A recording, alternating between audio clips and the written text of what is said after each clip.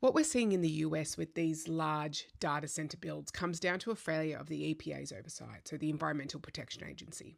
In Memphis right now, a data center is running 57 gas turbines with no air permit, and the EPA's response has been to propose cutting the public out of the approval process altogether.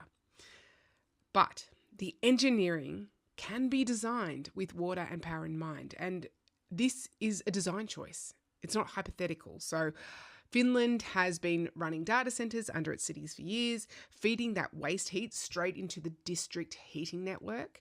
And that actually, in turn, warms people's homes. China has just switched on a commercial data centre underwater off Shanghai, powered by offshore wind. Researchers are actively pairing data centres with desalination plants, using the heat that would otherwise just get vented into the air. And a year-long study in Germany has just recently found that solar arrays actually lifted soil moisture underneath them by close to 12%. So it moves arid desert into arable land just from the shade and the moisture capture alone. These are all design choices. What needs to happen is solutions thinking, not just plopping a data center into the cheapest neighborhood because no one there has the resources to fight it or to demand better.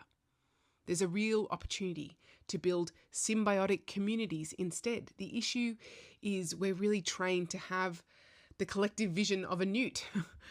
And here's a correction that those US stories needs.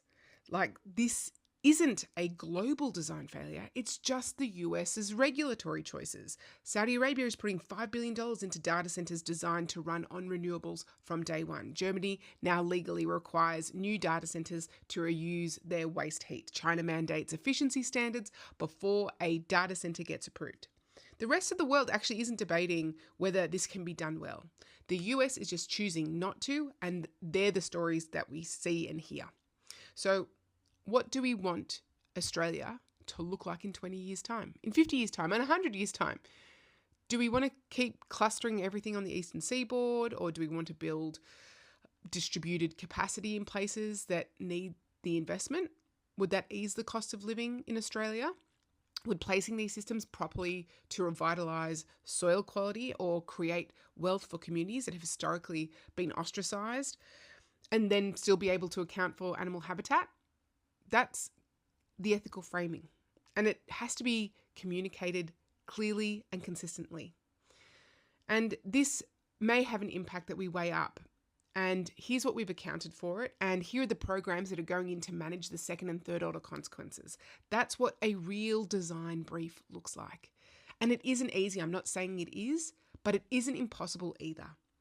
And what we should absolutely take the lesson from is what's happening in the United States. And we shouldn't do it that way.